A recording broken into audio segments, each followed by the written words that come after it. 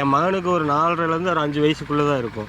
அவன் பிறந்ததுலேருந்து அவனுக்கு வந்து வீசிங் ப்ராப்ளம் இருந்துச்சு. பிறந்ததுலேருந்து இருந்துச்சு. என்னால் அந்த அளவுக்கு பெரிய அளவில் என்னால் பண்ண முடியல. 7200 சொன்னீங்க. என்னுடைய சம்பளம் வந்து அன்றைக்கி வந்து 7200 சம்பளம். அதுலேயே எனக்கு 1500லேருந்து 2000 வரைக்கும் நான் மாதம் ஆஸ்பத்திரி செலவு பண்ணிடுவேன். அந்த காலத்தில் 2000 பெரிய காசு இல்லை. ஆமாம், ஆஸ்பத்திரி போக முடியல, காசு இல்லை. அப்போ ஐயா வந்து வைத்தியர்னு எனக்கு தெரியாது. அவர் வந்து என்ன பார்த்துருக்காரு, நான் அவரை பார்க்கல. இந்த மாதிரி மகனுக்கு உடம்பு சரியில்லையா அப்படின்னு, என்ன பிரச்சனைன்னு சொல்லுங்கள் அப்படின்னாரு. இந்த மாதிரி வீசிங் ப்ராப்ளம் இருக்குது, இந்த மாதிரி இழப்பெல்லாம் இருக்குது அப்படின்னு. அப்போது அவர் இந்த மருந்தை கொடுத்து அப்படின்னு ஒரு பொட்டத்தில் கொஞ்சோண்டு கொடுத்து தேனில் கலந்து கொடுங்க அப்படின்னாரு. போன உடனே தேனில் கலந்து கொடுத்து தூங்கிட்டான்.